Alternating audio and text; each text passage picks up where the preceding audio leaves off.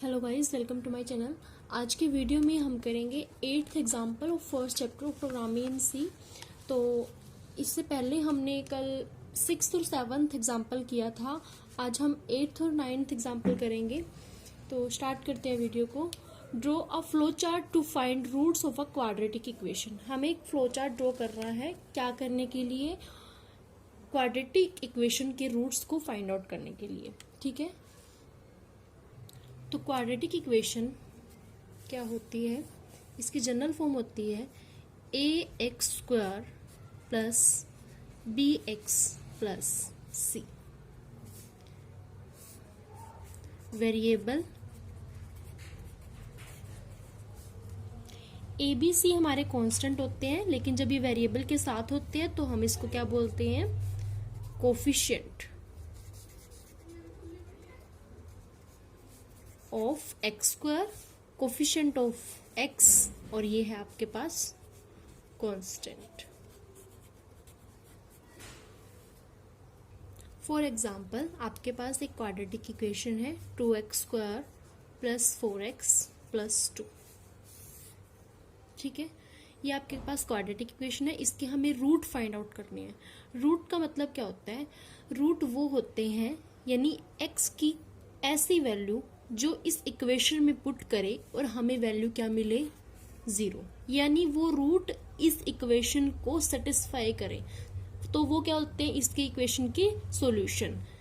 जैसे देखिए, इसका एक मेथड तो ये स्प्लिटिंग द मिडिल टर्म्स। अगर हम इसको सॉल्व करते हैं तो जैसे मल्टीप्लाई करें तो हमारे पास 4 आए और ऐड करें तब भी 4 आए। यही हम मेथड लगाते हैं मोस्टली। तो यहाँ पर इस तरीके से इसको सॉल्व करते हैं। स्प्लिटिंग द मिडिल टर्म को स्प्लिट किया,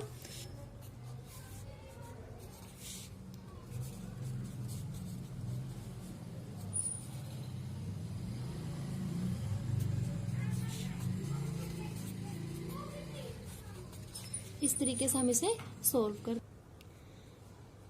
ये हमारे फैक्टर्स हैं, और अगर इसको 0 के इक्वल रखते हैं तो हमारे पास जो रूट निकलते हैं वो है -1 और -1। यानी रूट क्या होते हैं कि इनको हम इस इक्वेशन में पुट करें और हमें वैल्यू मिले 0। अगर आप इस इक्वेशन में -1 को रखते हो, x की जगह पर -1 रखोगे तो आपको वैल्यू मिलेगी 0।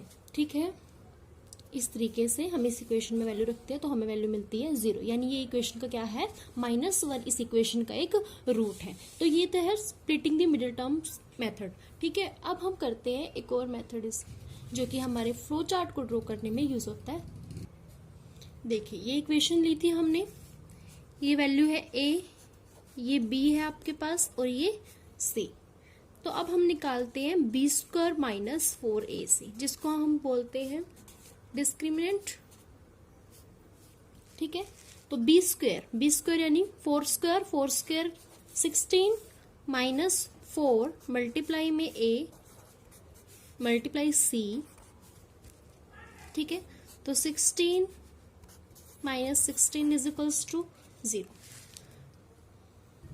देखिए, अगर इस डिस्क्रिमिनेंट की वैल्यू हमारे पास इज इक्वल्स टू 0 आती है, अगर ये वैल्यू 0 आती है, तब हमारे जो रूट होंगे, 2 रूट निकलते हैं, क्योंकि क्वाड्रेटिक इक्वेशन होते हैं। क्वाड्रेटिक इक्वेशन यानी कि highest power of the variable क्या होती है? 2। ठीक है, तो क्वाड्रेटिक इक्वेशन है। क्वाड्रेटिक इक्वेशन के रूट कितने होते हैं हमारे पास? 2, क्योंकि इक्वेशन की जितनी डिग्री होती है उतने ही रूट होते हैं हमारे पास। तो 2 रूट होंगे, तो डायरेक्टली इसका एक फॉर्मूला होता है -b/2a। R2 भी आपके पास क्या होगा? -b/2a। ये कब होगा? अगर डिस्क्रिमिनेंट की वैल्यू हमारे पास कितनी आती है? 0। तो 0 आई है। अब √1 R1 क्या वैल्यू होगी? -b/2a। तो -b की वैल्यू क्या है? 4 माइनस है, तो -4, फॉर्मूले में माइनस है, अपॉन 2a। 2 मल्टीप्लाई a की वैल्यू कितनी है? 2। तो यानी -4/4। ठीक है, तो 4 से 4 कैंसल, वैल्यू क्या आई? -1। और यहां पर भी कितनी वैल्यू आएगी? -1। जब हमने इस इक्वेशन को सॉल्व किया था स्प्लिटिंग द मिडिल टर्म से, तब भी इसके रूट क्या आए थे? -1 और -1। यानी ये मेथड है डिस्क्रिमिनेंट वाला। अगर ये आपके पास अगर इसकी वैल्यू आपके पास ग्रेटर देन 0 आ जाती, फिर हम इसके रूट कैसे फाइंड आउट करते? जो आपके पास R1 की वैल्यू होती वो होती है -b plus minus under root discriminant divided upon 2a। ठीक है, R1 और R2, R1 की वैल्यू ये है और R2 की वैल्यू क्या होगी आपके पास? -b minus under root discriminant upon में 2a। ठीक है,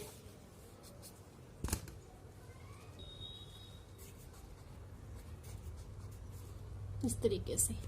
और अगर ये लेस देन 0 होता तब, लेस देन 0 होता तो वैल्यू क्या आती है आपके पास? ये जो वैल्यू है, जब हमारे डिस्क्रिमिनेंट की वैल्यू लेस देन 0 होगी तो R1 ये होगा, R2 होगा, बट ये जो हमारे पास रूट्स होंगे ये कॉम्प्लेक्स और डिफरेंट होंगे, यानी ये इस तरह की फॉर्म में होंगे R1 plus minus iota R2, इस तरीके से। ये हमारा होगा रियल पार्ट, ठीक है, और ये होगा इमेजिनरी, यानी कि जिसमें हम आयोटा की फॉर्म का यूज करते हैं उसको हम इमेजिनरी बोलते हैं। तो ये वैल्यू जो हमारे पास होगी लेस देन 0 वाले केस में, हमारे जो रूट्स होंगे वो कॉम्प्लेक्स एंड डिफरेंट, डिफरेंट यानी एक बार हमारे पास ये प्लस में होगा फिर हमारे पास माइनस में होगा, तो ये होते हैं कॉम्प्लेक्स एंड डिफरेंट। और जब इक्वल टू 0 होते हैं तो रियल एंड इक्वल, क्योंकि उसमें इमेजिनरी पार्ट हमारे पास नहीं होता और ये दोनों ही इक्वल होते हैं। ग्रेटर देन 0 वाले में भी दोनों डिफरेंट होते हैं और रियल होते हैं, इसमें आयोटा वाली फॉर्म नहीं होती, इसीलिए बोला गया है कि ये रियल होते हैं। ठीक है, और डिफरेंट तो ये होते ही हैं। तो इस तरीके से आपके पास रूट्स हमारे ऐसे होते हैं। अब हम ड्रॉ करते हैं इसका फ्लो चार्ट। सबसे पहले हम अपनी प्रोसेस को स्टार्ट करते हैं और फिर हमें इनपुट क्या करना है। इनपुट देखिए, हमारे जो डिस्क्रिमिनेंट है इसकी वैल्यू किस पर डिपेंड करती है? b² माइनस 4ac पर, यानी इंपॉर्टेंट कौन है? a b c, इनकी वैल्यू के ऊपर डिपेंड करता है। तो सबसे पहले हम इनपुट करते हैं हम, और ये हमारे क्या होते हैं? कोफिशिएंट, किसके? वेरिएबल्स के। तो लिखेंगे input coefficients of quadratic equation. Next,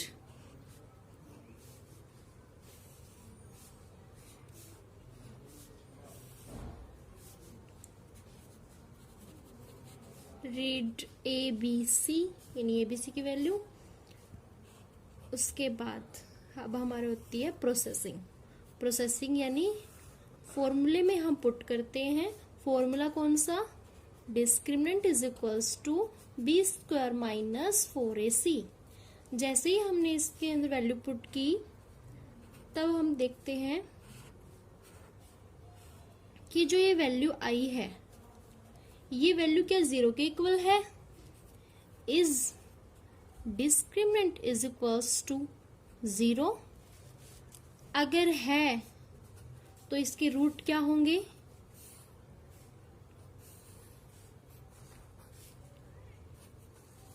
√1, यानी कि R1 की वैल्यू आपके पास क्या होगी? -b अपॉन 2a, और R2 की वैल्यू भी यही होगी -b अपॉन 2a। ठीक है, अगर ऐसा नहीं है, अगर है तो रूट ये होंगे, अगर नहीं है तो क्या कंडीशन होगी? अगर 0 नहीं है तो क्या होंगे? 2 कंडीशन होती है, या तो 0 से छोटे या फिर 0 से बड़े। मान लेते हैं 0 से बड़े हैं,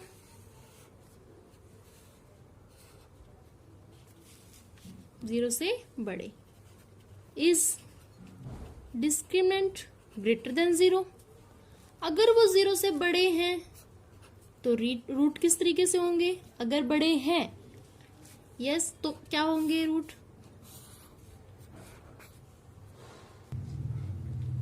√1 आपके पास ये होगा -b plus discriminant under root discriminant by में 2a। ठीक है, और इस तरीके से यहाँ पर माइनस होगा और ये आपके पास √2 होगा। और अगर ऐसा नहीं है तब क्या होगा? तो जो डिस्क्रिमिनेंट की वैल्यू है वो क्या होगी? 0 से छोटी होगी। अगर ये नहीं है तो वैल्यू क्या होगी? 0 से छोटी। अब यहाँ पर हम डिसीजन का बॉक्स जैसे क्वेश्चन मार्क का चिन्ह लगाते हैं, तो यहाँ पर नहीं लगाए क्योंकि एक ही केस है हमारे पास। हमने ग्रेटर देन 0 किया इक्वल टू 0 का किया। अब एक ही केस है, कौन सा, लेस देन 0 का, तो उसके होने की कंडीशन तो है, ना होने की तो कोई कंडीशन ही नहीं है, क्योंकि दोनों बाकी दोनों जो केस हैं वो हम कर चुके हैं। तो यहाँ पर हम क्या करेंगे, प्रोसेसिंग करेंगे डायरेक्टली। क्यों, क्योंकि अगर नहीं है तो वो लेस देन ही होंगे, लेस देन के अलावा कुछ और नहीं हो सकते ना, इसलिए हम डायरेक्टली क्या करते हैं, प्रोसेसिंग। प्रोसेसिंग यानी कि अगर वो लेस देन 0 होते हैं तो हमारे रूट क्या होंगे, हमारे रूट जो होंगे वो होते हैं R1 is equals to minus B by 2a, और R2 क्या हो गया आपके पास, इमेजिनरी पार्ट, यानी कि under root minus discriminant upon में 2a। आप देखिए, जब डिस्क्रिमिनेंट की वैल्यू 0 के इक्वल थी, जो हमारे रूट थे वो हमारे रियल रूट्स थे, और यहाँ पर भी हमारे रियल रूट निकलते हैं, यानी इमेजिनरी पार्ट इसमें नहीं होता, तो इन दोनों ही केस में हमारे रूट रियल होते हैं। तो इस तरीके से हम बनाएंगे, ठीक है। और यहाँ पर लिखेंगे कि जो हमने प्रिंट कैसे रूट को किया, यानी कि हमारे आउटपुट कैसे मिले हमें, रियल रूट्स। तो यहाँ पर हमने किसको प्रिंट कराया, रियल रूट को, रूट 1 और रूट 2 को। और यहाँ पर जो थर्ड पार्ट है हमारा लेस देन वाला, उसमें हमारे पास क्या निकलते हैं, इमेजिनरी रूट। तो यहाँ पर लिखेंगे आउटपुट कैसे मिलेगी हमें, तो पहले ना आप एग्जाम में इसे लिख लेना, फिर उसके अराउंड आप पैरेललोग्राम या फिर जो भी आप रेक्टेंगल है तब बनाना, क्योंकि जैसे हम पहले बना लेते हैं तो वो पहले उसमें कंप्लीट नहीं होता, तो फिर प्रॉब्लम होती है, इसलिए आप पहले लिख लें। जो मिस्टेक मैंने की है वो आप ना करें। Print imaginary roots are R1 plus iota R2 and R1 minus iota R2। इस तरीके से ये हमारे पास क्या है, आउटपुट, ठीक है। और यहां से